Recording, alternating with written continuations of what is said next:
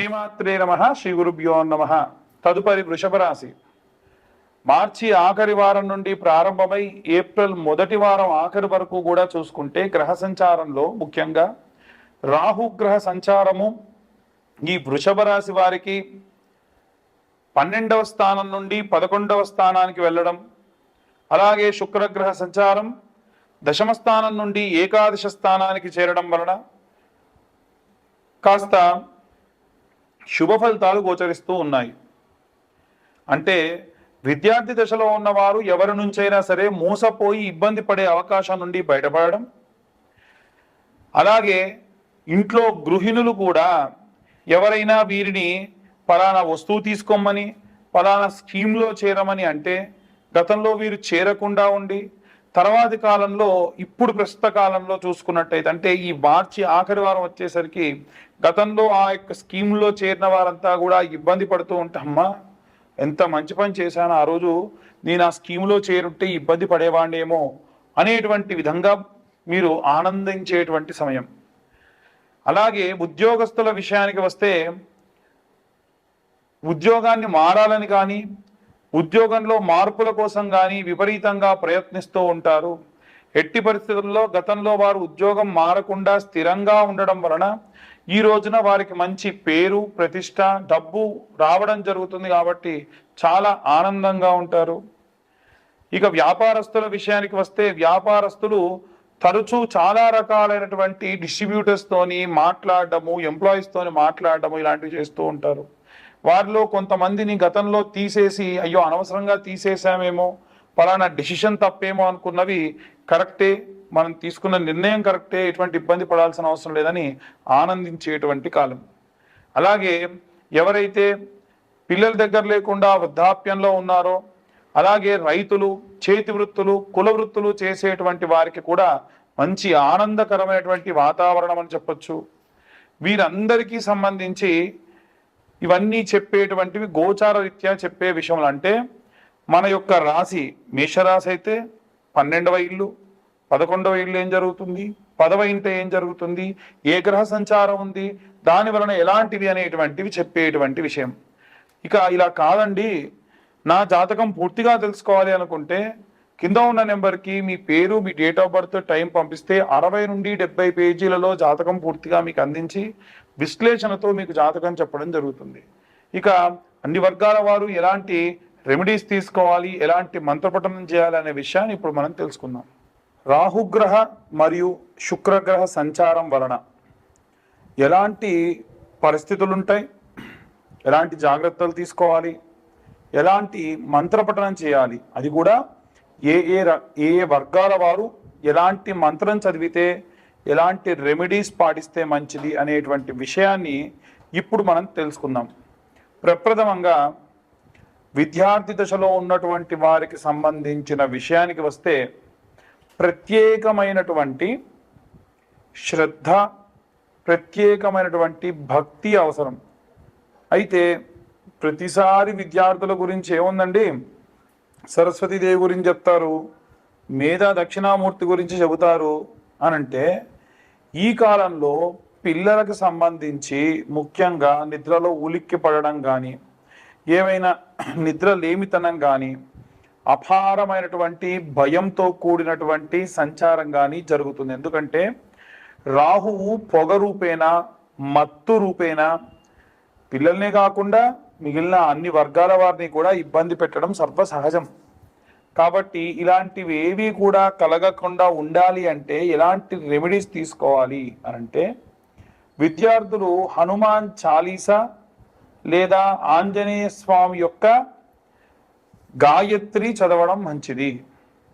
హనుమాన్ చాలీసా అనేటువంటిది నిత్యము కూడా అసుర సంధ్యా సమయంలో స్కూల్కి వెళ్ళి వచ్చిన తరువాతకి నిర్దిష్టంగా ఒక దగ్గర కూర్చుండబెట్టి పిల్లలతోని చదివించడం వలన విశేషమైనటువంటి శక్తిని సంపాదిస్తారు. అయితే ఇప్పుడు నేను చెప్పేటువంటి విషయం ఏదైతే ఉందో ఈ యొక్క మార్చిలో ఉన్నటువంటి ఆఖరి వారంలో ప్రారంభమయ్యేటువంటి కాలం అంటే 21, 22వ తేదీల సమయంలో ఎలాంటి ప్రభావాలు ఉంటాయి అనేటువంటి విషయం గురించి ఇప్పుడు మనం మాట్లాడుతూ ఉన్నాం. అయితే గృహిణులు స్త్రీల విషయానికి వస్తే మనకి అభిరామి స్తోత్రము అనేటువంటి స్తోత్రం ఉంటుంది.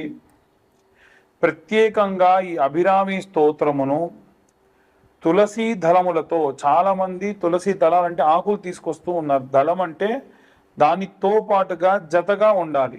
అలాంటి తులసి దళాలను తీసుకొని వచ్చి 108 తులసి దళాలతోని అమ్మవారికి ప్రత్యేకంగా స్తోత్రం చదువుతూ ఆరాధన చేయడం వలన, తర్వాత కాస్త నీడలో ఎండపెట్టినటువంటి ఆ యొక్క తులసిని పొడి చేసి నిత్యము ఆచమనం చేసే సమయంలో ఇంటి యజమాని చేత చేయించడం వలన విశేషమైనటువంటి శక్తి, భయాందోళన నుంచి దూరమయ్యే అవకాశం ఉంటుంది. ఉద్యోగస్తులకు సంబంధించిన విషయానికి వస్తే, ఉద్యోగస్తులు ప్రత్యేకంగా గురుచరిత్ర పారాయణం కానీ సుందరాకాండ పారాయణం చేయించుకోవడం మంచిది. హనుమాన్ లాంగూలా స్తోత్రము అని ఉంటుంది. హనుమాన్ లాంగూలా స్తోత్రము, హనుమన్నంజనీ సూతో మహాబల పరాక్రమ అని ప్రారంభమవుతుంది. ఆ యొక్క మంత్రాన్ని ఈ యొక్క ఉద్యోగస్తులు అలాగే వ్యాపారస్తులు నిత్యం అసుర సంధ్యా సమయంలో వినడం ప్రత్యేకమైన శక్తినిస్తుంది. ప్రత్యేక శత్రు వినాశనం కూడా జరుగుతుంది. అలాగే ఎవరైతే సినిమా రంగంలో ఉన్నటువంటి వారు ఉన్నారో వారు కనకదార స్తోత్రముతో పాటుగా రుద్రం నమకం చమకం అని మీరు కొడితే యూట్యూబ్లో కానీ స్పాటిఫైలో కానీ వస్తుంది. నిత్యం ఒకసారి అది వినడం విశేషంగా మంచిది. ఎవరైతే భూమికి సంబంధించి ఇబ్బంది పడుతున్న రైతులు కానీ, భూమి అమ్మాలి కొనాలి అనుకునేటువంటి వారు కానీ ఎవరైతే ఉంటారో వారు ప్రత్యేకంగా ఈ యొక్క నీలా స్తోత్రము అని ఉంటుంది, లేదా నీలా సూక్తము అని ఉంటుంది. భూసూక్తము నీలా సూక్తము చదవడం కానీ వినడం కానీ చేయడం వలన నిత్యం భూమికి సంబంధించి అనుకూల పరిస్థితులు లభిస్తాయి. ఇక ఎవరైతే ఈ యొక్క రాజకీయ రంగంలో ఉన్నటువంటి వారు ఉన్నారో వారు ప్రత్యేకంగా దుర్గాదేవి యొక్క కవచముతో ఆరాధన చేయడం మంచిది. రైతులు, చేతి వృత్తులు, కుల వృత్తులు చేసేటువంటి వారు దక్షిణామూర్తి స్తోత్రము, కాలభైరవాష్టకము చదవడం మంచిది. అలాగే ఎవరైతే ఈ యొక్క పిల్లలు లేకుండా వృద్ధాప్యంలో ఉన్నారో వారు వీలైనంత వరకు కూడా ఈ యొక్క ప్రసన్న మహాకాళి దేవాలయానికి వెళ్ళి అమ్మవారి యొక్క ఆరాధన అభిషేకంలో పాల్గొనడం మంచిది. ఇక ముఖ్యంగా చూసుకుంటే వివాహం కానటువంటి అమ్మాయిలకైతేనేమో ఏప్రిల్లో 7, 14, 21, 28వ తారీఖులలో అమ్మాయిల కోసం వరపాశుపతం, పెళ్లి కాని అబ్బాయిల కోసం కన్యాపాశుపతం నిర్వహించబడుతుంది.